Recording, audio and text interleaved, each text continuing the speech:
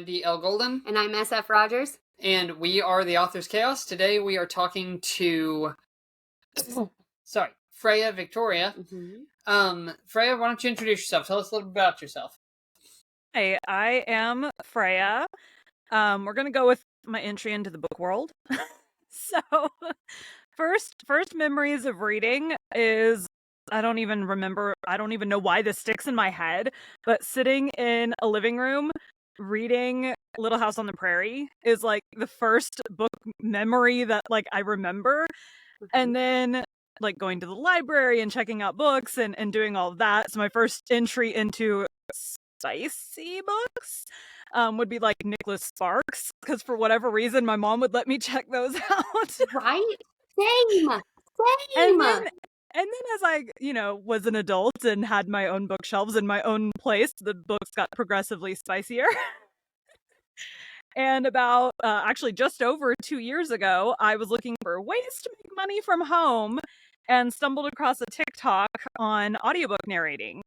And so I started landing books really, really early on.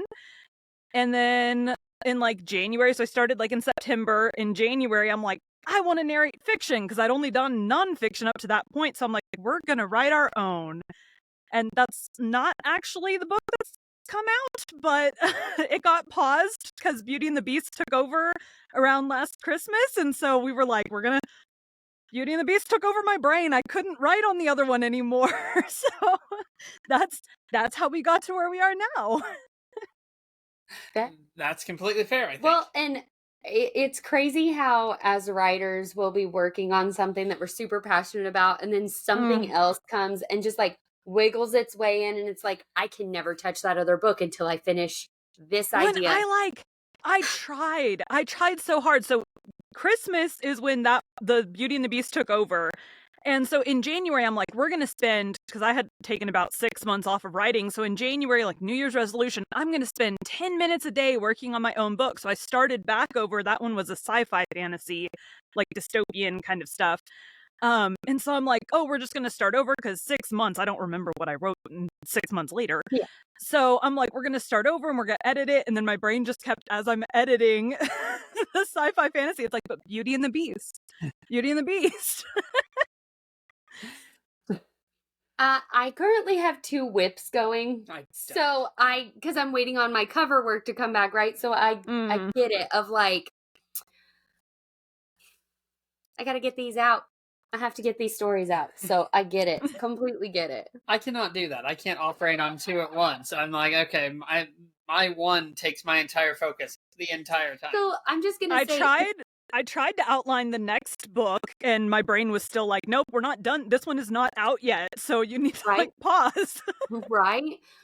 I told a friend of mine, I was like, it's this weird thing where I started writing, and this part of my brain unlocked where it's like, we can imagine all of the things again. Yes. And it's like, okay, well, let's do this then. So what genre do you write? So this book that just came out is a fantasy romance, contemporary romance. It's kind of between both because half of the book takes place in our world and then the other half takes place in like a fantasy prison world. It's a neat concept. Yes. To talk to somebody else who is doing stories that are based on previous stories, so you're taking your own thing or taking someone else's thing and putting a spin on it. I think that's a really cool thing to do. And we haven't talked to a lot of retailers. No. A lot of a lot of authors who've kind of taken a trope and run with it, but not like a classic story and retelling. Switch it to switch something else. That's really cool. Do you find that constraining, or does it seem to help you write more freely that you have something to go off of like that? Well, like somewhere along the way of me narrating, I actually started a podcast where I talk to authors, and that's like one of the first questions I always ask is, what was your favorite fairy tale growing up? And so it was something where I started that like April of 22, so for almost 8 months before Beauty and the Beast took over, I was doing all these fairy tales for the end of my podcast episodes, and so it was kind of like I've always loved retellings, and so it just kind of felt natural to fall into doing that. So Right. Right. It's So it's cool. kind of cool to see you do that, because in a very similar vein, in my book, I've taken a lot of classic stories and I've done a revamp on this classic literature to do something with it to make it interesting. Mhm. And when I started that, the idea came when we were reading Walden to my fifth graders for a little snippet of it, and Walden is a demonstrably boring book. But there are lines in there that sparked my imagination to write things based on that, which then blew up into a whole thing. So it's fascinating to find someone else that finds these other stories people have told and their imagination kind of runs away with it in the same way. Do you think that's a pretty accurate statement? Well, and it was one of the stories I did for the podcast was retell the actual original Beauty and the Beast, not the Disney version. And so it was taking, and I'm sure you've heard this before, someone will take a song and be like, well, what would happen if, or, watch a show and what would happen if. It's kind of that in the original version, she's with the Beast. Like, we all know that part of the story. She's with the Beast as like punishment. And in the original, when she falls asleep, she has dreams where she's with his human version. And she doesn't know that. So he has this ominous line that he'll say in the dreams, like, don't trust your eyes or something like that. And I was like, well, what would happen if Beauty was actually like in charge of the prison world that he's from? Because it never really explains in that one, like, what the dream world is in the original Beauty and the Beast. So Right. Right. That's so cool. That's so fascinating. So, how long have you been writing? You said you've been doing narrating for a while, but how long have you actually been writing for? So the book that I paused, I started January of 22, and this one I started in February of 23. Okay. That's not bad. So like did you write when you were younger? Did you just decide in January, like, hey, I've been narrating, I just want to write something that I want to hear, right? Like, did you write when you were younger? My first book that I wrote was about our guinea pigs. And so I was probably like 8 when that got written. And we took pictures of the guinea pigs, and there was a whole story about their life as guinea pigs. All the pictures were like in our Barbie house. So they'd be like in the kitchen cooking or whatever. And then we bound it, and it looks like an actual book. Right. So that was the first. Beyond that, all of my writing was like, you write a short story in college, or like I would be inspired by something and try and get 1 or 2 chapters down, and that would be it. So beyond 1 or 2 chapters, last January was it. Gotcha. Fair enough. Yeah. Well, the funny thing about kids' stories about their animals, Daniel wrote a book about our cat Oreo. When I was in first when he grade, was in first grade, and the school actually published it's a hardback book that he was able to color like the front cover, and he was able to put all of his doodles in it and stuff. And my mom, I think, still has those. So all of my younger siblings got to do that. It's just a cool thing to it's a cool thing to look back, but kids write about their animals. God, original stories. That's a good idea for a TikTok right there. I'll write that down. I can show off my first book and my actual novel. There we go. Give me content ideas. From here to here. This is the journey. 23 years in the making, clearly. So, you are not published as of yet, correct? My book will be out on November 24th, which I think is going to be before this airs. So yes, yeah. So I forgot about that. No, she's airing on the 22nd. So we'll be right there. Oh, right there. Yes, it'll be out on Friday. On Friday. So, are you self-publishing, or do you have a traditional publisher that you're going through? I am self-publishing. And so, what made you decide to do that rather than putting it out and what's the word I'm looking for? Getting it like queried. Yeah, that's the word I'm looking for. What made you think to do I think just watching how many authors on TikTok will like go through years of querying to possibly not get picked up. And then there's the struggle of, are they going to make you change large portions of your story? Are they going to, not even like your book at all? What's going to happen with it? Plus, they're going to take most of your money. So, like, it was a lot of things that I was like, I have no interest in being rejected for 2 years. So, God, how many times do we hear about the red tape Daniel, that people are not willing to deal with? Daniel and I talk about it all the time. Every like, episode, I don't think I could put myself out there and get 70 rejection letters. Like, I just don't think I could do that. Like, my mental health would not be able to handle it. Yeah, no. Well, and my husband also writes, and so, like, I tell him all the time, I'm like, you can do whatever you want to do because you're your own person, but I'm not going to do that. So... Right. Well, I told Daniel one time, I said, can you imagine sending your book off, it gets picked up, and the first thing they do is tell you have to change every character's name? Right. Like, that would be horrifying to me.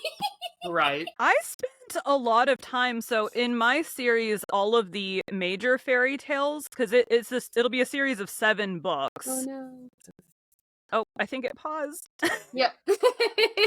So it'll be a 7-book series where they all kind of tie together. Mm-hmm. And so, like, the main character's name is not Beauty in mine, it's Callie, which also means beautiful.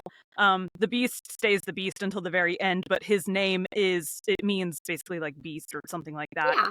And so I've done that for all of the novel characters. The villains are the novellas that'll be between, and I kept theirs the classic names. Yep. Fair enough.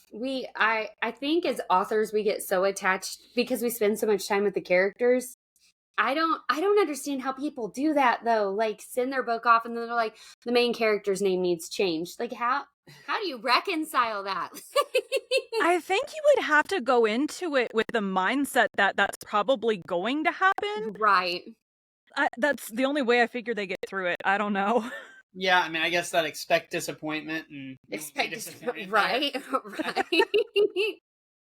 I mean, we've talked to so many authors that are just like, no, I didn't want to deal with the red tape of it, because we've also talked to traditionally published authors, and they're like, well, I'm not making millions of dollars on this. If you're not making that much more, what is the point in putting it out through a publisher if you could have it your way and put it out yourself? Yeah. That's kind of like the main question that we have of like, it's cool that you're traditionally published, that you can say like, hey, I went on a book tour and I went to book signings and I'm in Books A Million and all that jazz. But like, again, the fear of rejection is so strong for me that I just don't think I could, these are my babies. I can't send them off to somebody else and them kill them. No, thank you. So you were saying that your current release is Beauty and the Beast. She is the person who runs the prison realm where he's actually at. Can you elaborate more on the story without giving spoilers? I know it comes out Friday, so just to kind of get so she finds a chest in her parents' attic when she's helping them decorate for Christmas. And inside this chest is just dozens of journals. And so she steals one and hides it because her mom's like, don't go in the chest. It's none of your business. What kid's going to listen to that? So she hides it and like reads this journal, right? And then she starts traveling in her dreams like happens in Beauty and the Beast. And then her mom finds out and gets mad. Because, of course. And so it's kind of this journey of, why am I traveling when mom says no one else has ever done this before? Because it's like the firstborn female in their family is the prison world keeper person. And so it's kind of this journey of, why is this happening to me? How can I control it? Because some nights she wakes up there and some nights she doesn't. And so the entire series will be kind of like, book 2 will be like, how do we get back there? Yeah. So it's going to be this whole journey of, I mean, what you would expect from this kind of scenario. How do we get back there? How do we save everybody? Who's doing this to everybody? And how do we defeat them? That makes sense. It's such a cool concept. So you said this one is about Beauty and the Beast, but do you plan on other stories existing in the same universe, like different classical fairy tales? Do you expect them to have their own little worlds attached to these? This series alone, actually, this week I added an 8th fairy tale that will be included in this series. So there will be 7 books total with 8 fairy tales, and obviously the possibility, because the whole concept is the prison world is all fairy tale characters. These fairy tale characters, what is left behind of them when they get banished to the prison world is the fairy tales. And so there's endless possibilities of side stories I could tell with different fairy tales. Right. That's just so cool. Like, it's just a really cool concept. Yeah. And it's super excited. It's also funny to hear someone else say that their stories tend to get away from them at times. Yes. And so all of a sudden you're like, oh, now I have 8 books instead of 7. It's funny how that works. Well, and she just said earlier that each of the villains get their own little novella between, so. You're going to have your hands full, it sounds like. Yeah. That's awesome. That is a very, very, very cool concept. And so do you plan on all these stories tying together in the series, or are they like their own separate branches, like anthology type stuff? It cut out on the question. Oh. So do you well, just repeat that again. Do you expect these stories to be tightly interwoven, or are they like going to be separated stories like in an anthology or something? So Beauty and the Beast will continue to be, those characters will stay the main characters throughout. Okay. I introduced 7 of the 8 fairy tales in book 1. So you may not know, oh, that's Cinderella, or that's, I mean, the wolf from Little Red Riding Hood is pretty obvious, because what other wolf fairy tale is there going to be? Right. But I introduced 7 of the 8 fairy tales in book 1. Okay. So they're like characters. So like Cinderella is what you would expect Cinderella's character to be. You've been introduced to the wolf and Granny, but not to Red yet. So I introduced as many as I could. Did you watch Once? I did, and I was like 90% of the way through my book before I realized similarities. You said Granny, the wolf and Granny, and literally all of my brain went, she watched Once. Like, I know that. Well, and like in my book, so the wolf comes in chapter like 3.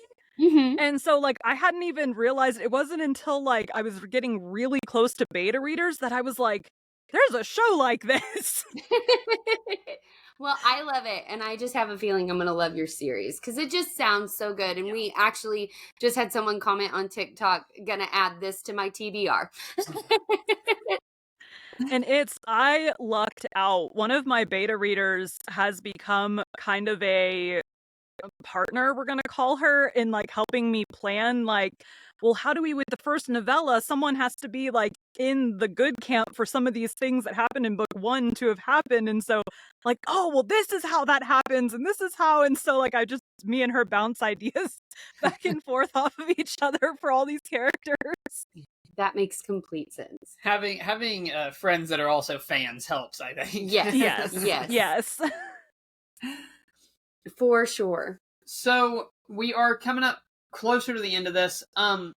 So we always ask the question of all of our guests, what is one piece of writing advice that you stand by that you would like every beginning, starting author to know that you think is very useful? Don't worry about what's popular right now. Like, focus more on the story that you want to write, the story that's stuck in your head, because you're going to be in that world, even if, like, I think 6th draft is the one that's getting published. But some authors go through many, many, many drafts, so make sure that you are in love with your story, or you will not make it to the end. Right. Yeah. That's actually a really good piece of advice. I don't think anyone's put it so bluntly. Well, No, that's good. that's not even a bad thing. Like, No, it's just very straightforward and very good. If you don't have passion for what you're writing, if that passion dies, I think it becomes extremely obvious in your writing. And especially if you're avoiding writing something because you're trying to chase a trope or something that is popular Right. at the moment, I think that can kill your creativity fast. When you're probably not going to realize that you're copying so many other books instead of coming up with it on your own. It's where Right. you get the books where it's like, well, how come there's so many scenes from this other book? Because they basically tried to copy the popular book. Right. Well, so I've talked to people where like they have stuck themselves in this rigid, like I have to follow this romance trope to a T, and they got bored halfway through because it dams up the amount of creativity you're allowing yourself to have because you're being so strict on the rules you have to follow. Where I just told them, I was like, why don't you just write the story the way that it falls out? And then if you need to go back through and like edit things in, you can do that. Like you can go back through and you can change whole entire chapters. Just get the story out and then go back through, and if you want to make sure it's following the tropes, you can you can weave that way, but like get the story out, let your creativity flow. I like that piece of advice that you shared. Yeah. Like that's really So good. at the end of mine, so we all know the fairy tales, and I explained like why the fairy tales are in our world. That's like what's left behind of them. And so like at one point towards the end of the story, she hands him a copy of Beauty and the Beast and is like, "Oh, P.S. That's your book." And he's like, "What are you talking about?" And obviously we know Beauty and the Beast, they get married or whatever. Right. And so he's like, "Well, someone took liberties with this." And so that's kind of how I explained, like, I'm going to have to deviate from the stories. Oh, yeah. Like, For yeah, sure. someone wrote these stories, but they may have made some up to make it more kid friendly or whatever. Right. Go ahead. I just don't even have like her piece of advice has me floored. Like it's just so good. Like it's just one of those things where like people skate around it. They're like, oh, blah blah. But like just write the thing. Right? Yeah. Just like write the thing that you want to write. Like because it's important to actually care about what you're putting out there. Well, but your story. Well, then can you matters, imagine? It's valid. Yeah. And I think a lot of times by the time you get done writing a trope, the trope has died off in the public eye and you're not able to And the crazy thing is if you're following the flow of what everyone's doing, you're never going to finish the story in time to be on the peak of it, if that makes sense. Like, I feel like with TikTok, I feel like I always catch the tail end of like a cap cut or a trend because everybody does it. And then I'm on the tail end of like, hey, I'm here too. And I get 70 views, right? Like, but I feel like we do that with our books too. We read a trope and we're like, hey, I want to do that. And then you get so stuck writing that the whole world has moved on and your book comes out or your story is there and it's just not on trend anymore. Being trending is. I tell authors that I narrate for too. Like there's an author I just narrated a dark romance for, but she prefers writing like supernatural stuff. And I'm like, she told me, it's not in a supernatural cycle right now where that's what everybody's reading. And I said, yeah, but in 5 years, your books are all there and ready to go. Right. So. Right. So I'm writing a fae romance or have a fae romance coming out, waiting on cover. And someone asked me, they're like, you wrote a fae romance because it's what's popular. Here's the thing. I didn't read any of Sarah J. Maas's books when they came out.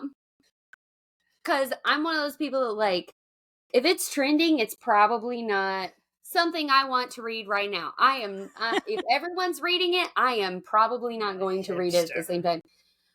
No, I'm just a rebel and I don't want to do what everybody else is doing. So when I started writing this, my husband was like, well, you're just going off of what everybody's into. And I'm like, no, I read a fae romance called Heart of the Fae.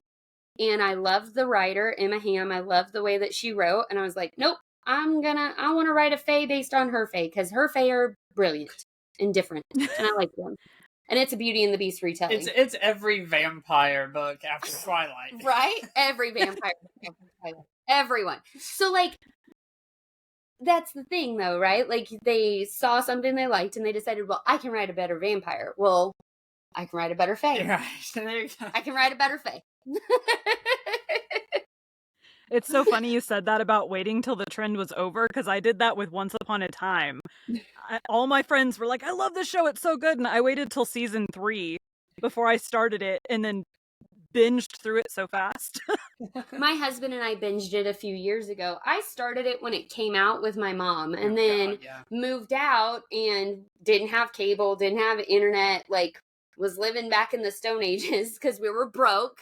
And when we finally got internet back, I was like, you're going to watch this show with me. And we did. We watched it all. But I'm definitely not an on-trend, obviously. I don't wing my eyeliner. On-trend. I'm not on-trend. I'm not. Let's use on-fleek. Let's just make sure we're... On-fleek. Make sure we're on-trend. Yeah, I just like to use words because they're yeet. Because they're yeet. Because they're yeet. We're messes. So we are wrapping up here. Where can everybody find you and get all your stuff, social media, your book, all that? And where can they buy your book on Friday? What was the question? Where can everybody find you, and where can they order your book on Friday?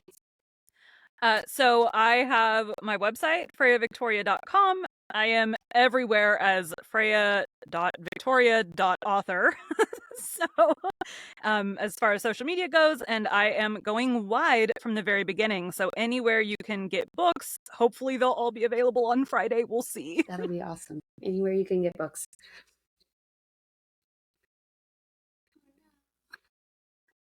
Am I back? Yeah, you are now. You're good, yeah. We know if it glitches out that you'll be back in about 5 seconds. So we just hold our breath. So where do I need to start? So they can find. So if they get on Amazon, they'll be able to find it. What's the name of the book? Then the first book is The Forgotten Beast. The Forgotten Beast. Okay. We can remember that. And when it comes out, we will add it to our Author's Chaos. To our bookshelf. Goodreads. So Yep. That way everybody can find it. Well, Freya, It has been absolutely amazing talking to you. We will have to do it again for sure, and I think we're like friends on TikTok and stuff now. Yes. So Yes. DL has a book out. I do. Yes. Sorry. I do have for all those people listening, I do have a book out. Origins Redux is available on Amazon. It's very pretty compared to the original edition, and so if you're looking for that, you like dinosaurs, classic literature, that's your book. By the time this episode airs, I will probably have a cover for my book. I don't know yet. We will see. But I have a book coming called Execration of Autumn. Be prepared. We will talk about it a lot more once we get closer to having a cover done and all of that jazz. I'm SF Rogers. I'm DL Golden. And this has been The Author's Chaos. And we're glad you joined us.